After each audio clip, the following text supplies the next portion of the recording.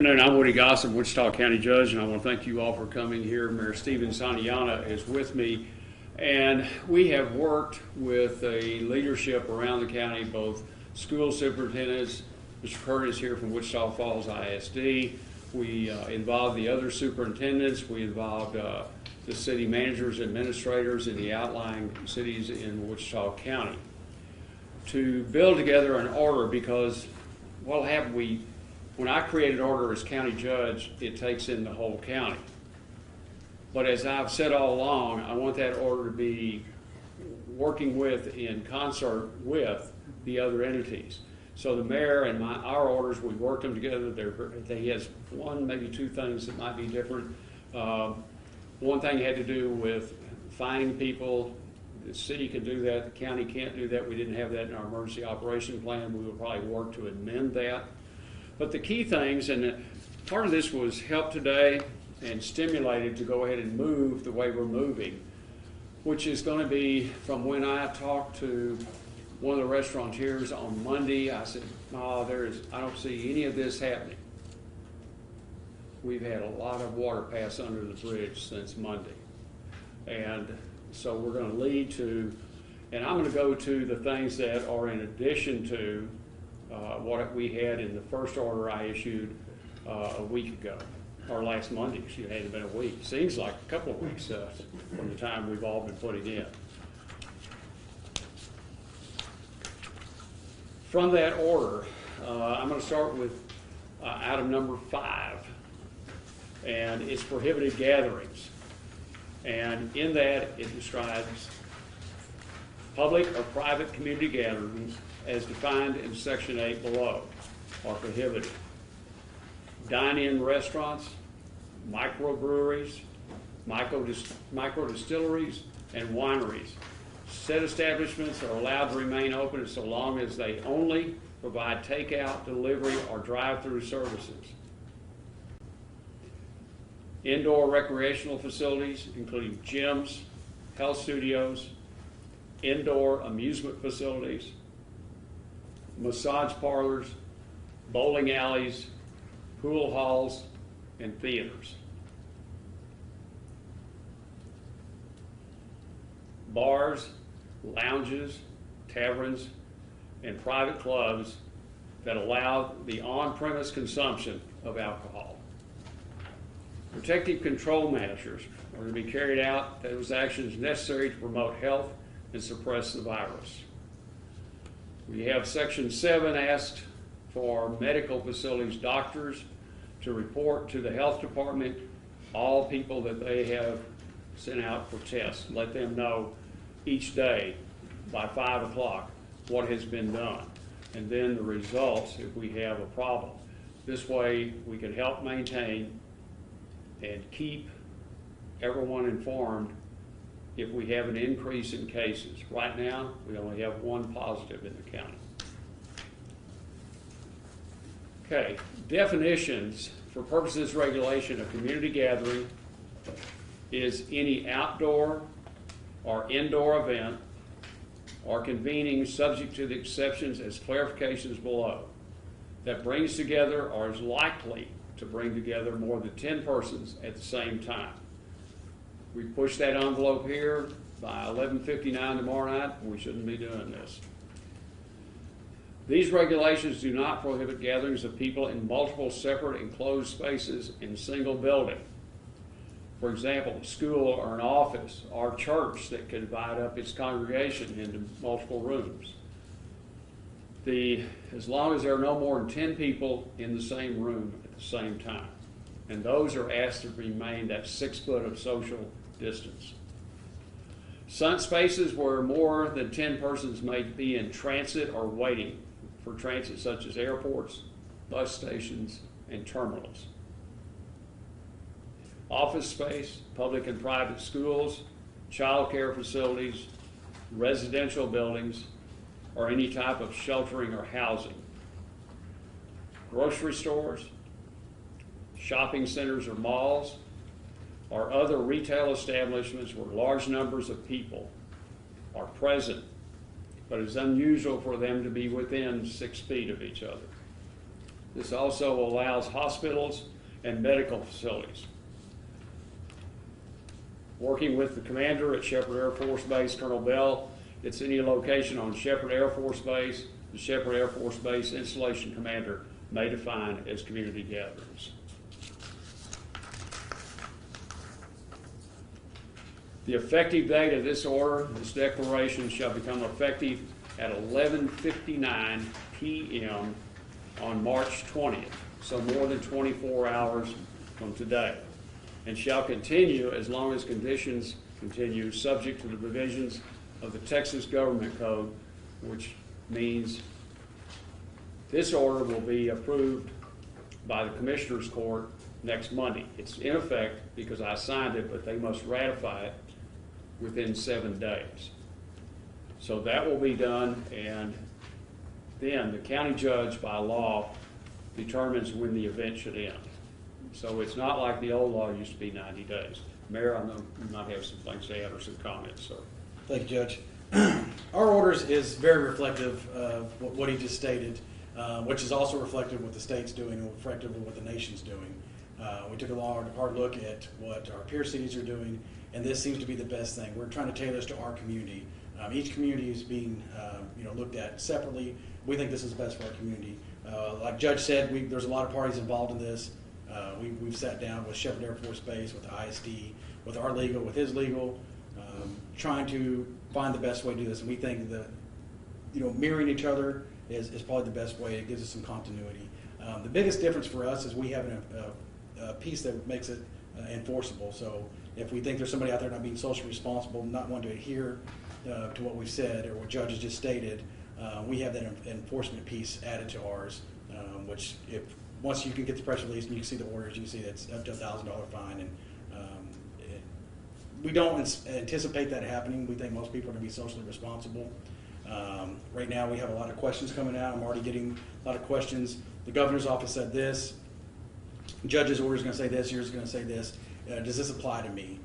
Right now we're deferring most of that to our legal in the sense that I don't feel the need to try to interpret every single business that might want a waiver or some sort of exclusion. But right now it's pretty clear-cut what we're anticipating with indoor recreation facilities, gyms, health studios, indoor amusement facilities, bowling alley, pool halls, theaters, and massage parlors. The bars and lounges, I spoke to a lot of the restaurateurs last night. They had a meeting downtown. I explained to them that it looks like this is going to be coming down from the governor's office. We want to make sure that we stand with the governor and our federal government and the CDC guidelines. So that's why a lot of this language is reflective of what they're suggesting to do right now. This could also be, what we call a living document, can be amended and changed depending on the situation for our community. Like I said before, we want to tailor this to our community and make sure that Wichita Falls is protected. And I think that's our responsibility as elected officials is the health and safety of our community right now, and trying to flatten this curve as much as possible. I think if we can accomplish that with some of the things that we're doing here today, I think that's about as much as we can do right now. So with that, I guess, Judge, you want to field some questions? Or yeah. I think one of the things, as the mayor said, the governor said this in one of the conference calls. He said, this has caused many of the restaurants, the bar owners, and people to become creative. And all we ask you to do is, if you have doubts, contact us. And primary things operating within the cities, I want to let the cities do their interpretation of that. But our office is certainly open here. The commissioners and I will gladly try to deal with and field or get answers to questions. He just said it's been very creative. What we have to be careful, we have outdoor dining here and outdoor places, and downtown has prospered with that concept. This changes that. If you come get your food, don't sit down out there in groups and eat. You need to go back home, or go someplace private that you're not going to be gathered that way. Questions? Mayor, with the enforcement period, is there going to be, maybe a period of warning before actual fines are given? Yeah, I think we're going to use a common sense approach. We use that a lot when we come to whether it's code enforcement or law enforcement. Some people might think that some of these rules might not adhere to them. They don't have a special situation, so they might not. You know, I'm saying that right now it's going to be a lot of it on, you know, I call it the tattletale system. Somebody's probably going to say, hey, I had to close down, but XYZ restaurant or bar is open. You might want to check it out. I think at that time, you know, we're going to be, you know, this is not a situation where we're going to start finding people. It's going to be a situation where if we have somebody just blatantly doesn't want to adhere to certain rules and standards, community standards right now we have for safety and health, that we might have to, you know, give them a warning if we have to continually come back, then you'll start probably seeing some fines. You know, it's an up to. That's a lot of times we write that language up there, up to $1,000 and 180 days in jail. I don't anticipate seeing that happen, but you know, I expect, and I'm really hoping that most people are socially responsible with some of these guidelines. And you know, if we don't have that enforcement piece in there, then it really is just a recommendation.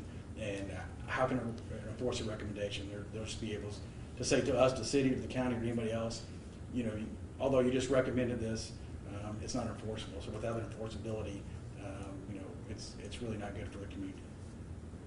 You know, the county order does not have that fine all in it. But I'm going to tell you, if a deputy suggests it's a problem, I think you ought to listen to that, because you could violate other laws that could put you in a worse shape. We're all trying to do this to protect. We're seeing in the communities, I had an unofficial report, yeah, I have to qualify that, from my sister-in-law in Houston, but it appears the numbers they're seeing are starting to flatten out. And they have gone to these similar methods of controlling and cutting down on contact. None of us wanted to do this. This is going to be harsh. It's going to be tough. I'm going to hope the federal government comes through with the plan they have said to help people out. I think they ought to lower that. I'd rather see more money go to people that make lesser salaries than the kind of level they were talking about now that they weren't going to send that money to. The other thing is there are some different things that are being developed as we speak. There's a lot of questions that have been fielded to the governor's office in the different conference calls, and we're waiting for them to come back with answers. Realize, you know, we now have our first test going out of Shepherd Air Force Base. They released that.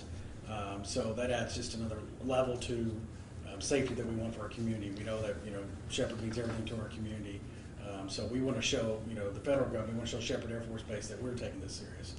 That we hold them in the highest regards, and that we're going to do everything we can to mitigate this within, I call it our side of the gates, that we're going to do everything on this side of the gates. And I know they're doing the exact same thing on their side of the gates. So, you know, that adds just another level to what we're trying to do here. You know, we are shouldering a great responsibility, and like I told the group last night, there's no good part of this. There's nothing that's come out as good in the sense for some of our establishments. I couldn't think of a scenario where this is going to be good for a lot of our commerce.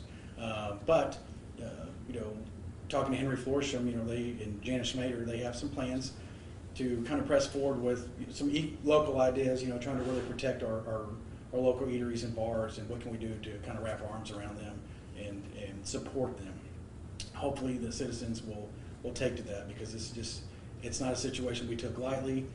We've lots and lots of hours have gone into this, and a lot of suggestions from people. When I say there's good, smart people, you have good, smart people sitting around a round table coming up with some of this language, and it's tough to do, but it's also the responsible thing to do. And I just couldn't see where we wouldn't press forward with some of these recommendations coming from the federal government, from our state offices. So with that, Yes, sir. Any other questions? Yes, On sir. both the city and county level, what resources do business owners have that are affected under these under all this? Judge went into that. So, I'm not sure I understood the question, to tell you the truth. For the businesses that are affected or are having to close down, are there resources at the city and county level for them to help them through this? If you're talking about, I assume you're talking about financial support, there's not. But there's been some chatter, and there's been some things that the president's talking about doing, maybe funding SBA and helping SBA get some low interest loans out there to people to help some of these businesses make it through these times. There's been chatter about payroll tax exemptions, stuff of that nature, but that is going to have to come from the federal government down. And part of this process is because of that. You know, this disaster declaration, we want to make sure that we're prepared to accept those monies here in Wichita Falls, and we want to make sure that businesses track their losses if they become eligible for some of those monies. It just hasn't come to fruition yet, but I know our federal government's working on that, the president's working on that, and they've been pretty good as things get passed get the information out there to the small businesses. Judge, Go ahead. with the jails, I know some areas are considering releasing high-risk people. Is there any changes that we are doing to color screening in the jail population? Captain Patterson will hesitate to join in with me, but generally speaking, what we've talked about is we will review the people in the non-public threatening areas and see about reducing that population. There's going to be an effort to control who is admitted to the jail, but we are not going to compromise community safety at all. People will be admitted to jail, people will be kept in jail appropriate. There are no more jury trials going on, but the courts have set up a system. They're going to work with those people that are in jail that will agree to a plea bargain, and if appropriate, they will be released or they will be sent to Texas Department of Corrections. That work? Yes, sir. Is there going to be any restrictions for grocery stores? I mean, I know it's kind of up to each store to kind of put their own restrictions in, but will there be any help to them, any restrictions for them? Well, you know, hopefully they'll follow. But you know, the most important thing is what each of us does to work with this and to do in the spirit of this. So if I'm in a grocery store and I'm in line, now I know what's going to happen. You're going to back up to 6 foot, and Jimmy Smith's going to come right in ahead of you thinking you weren't in line. That may be a problem. But if people will be courteous, look at each other, stay the distance, and do that, then that's going to be the important thing. Our job is not to try to harshly police or enforce this. Our job is to work with the community to try to do the best for the health and welfare of the total community. And there is specific language in there towards grocery stores and retail. And I think just it's going to be part of that piece, that social responsibility piece. If you have a grocery store, I already know they're already being responsible. I've seen where United is opening up at special hours for the elderly to let them get in and try to get some groceries. A lot of these, I'm getting a lot of questions from retailers, you know, are we excluded? For the most part, retail is excluded in the sense that still act responsible. You know, if you're packing your store full of 100 people, maybe you want to, you know, try to put some limitations on how many people are going to be coming in there. When they're at checkout lines, you know, how close they're going to be getting at checkout. So for the most part, I think most retailers are going to act socially responsible. There is specific language in this for those retailers and grocery stores. The other thing is, someone asked, I talked to a few of the plant managers or commissioners they were concerned. Most of them are already taking steps at a level above what most of us are able to do because they have the breadth and experience of dealing with problems, and so they have instituted those, so those are going to continue to operate.